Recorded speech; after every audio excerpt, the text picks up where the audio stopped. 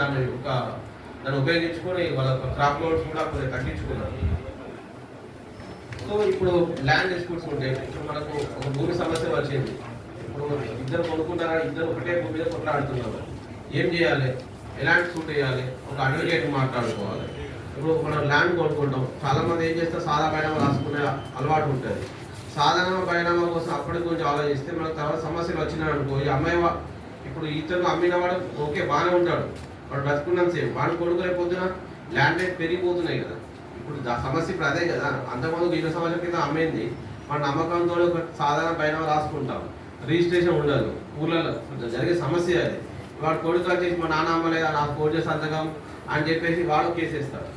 So మనం చిన్న registration చేసుకోవడం వల్ల మనం దాదాపు 90% మనం సేఫ్ ఉంటాం. సాదా బైనామా ఏంటంటే పొద్దున మన దాన్ని ఇప్పుడు మ్యూటేషన్ చేయాలన్నా మన ఎంఆర్ ఆఫీసులో కొంచెం